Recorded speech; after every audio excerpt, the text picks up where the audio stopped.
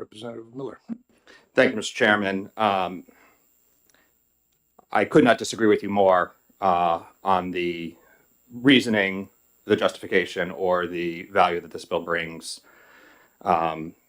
Citing commercial regulations and suggesting that they should apply to personal driver's licenses, non-commercial, is a red herring of absurd proportions. There are several things that apply to commercial drivers that do not apply to personal drivers. That there's a reason we have different licenses for them. Suggesting that a federal commercial license policy should apply to a regular driver's license at the state of New Hampshire level is an unreasonable, let's say, approach to the situation. Beyond that,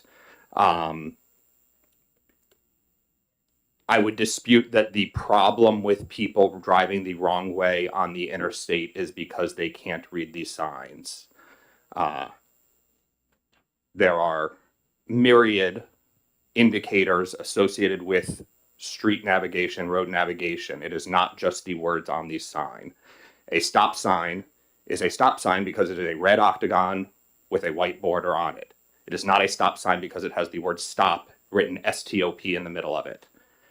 If any of us went to France and were driving in France or the French Caribbean islands or anywhere else where France is the native language and saw a red octagon with a white border on it that said A-R-R-E with a little hat on it, T, we would know that that is a stop sign despite the fact that it has the word arrête written there. Canada too, they do it there. Quebec at least. Right. A one-way sign is not a one-way sign because it says one way in the middle of it. It's a one-way sign because it's a black sign with a white arrow pointing that direction. Do not enter. All of these signs are pictograms for the precise reason that language is not universal. Finally, I will only note that we have heard from the Department of Safety that having these multiple language tests available has in fact enabled people to safely and reasonably acquire a license to participate in our society. And while you may want everyone to speak English here in New Hampshire or in the United States, that is, quite frankly, is a xenophobic approach.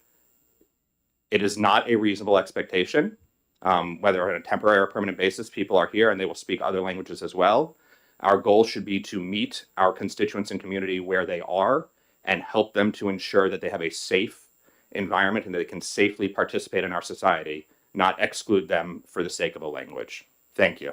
Sorry, one last bit. We've already paid the money. There's no sense in throwing away something we've already paid for. You want to talk about wasting taxpayer dollars? We've already paid for this. Throwing it away at this point is a massive waste. And yeah, thank you.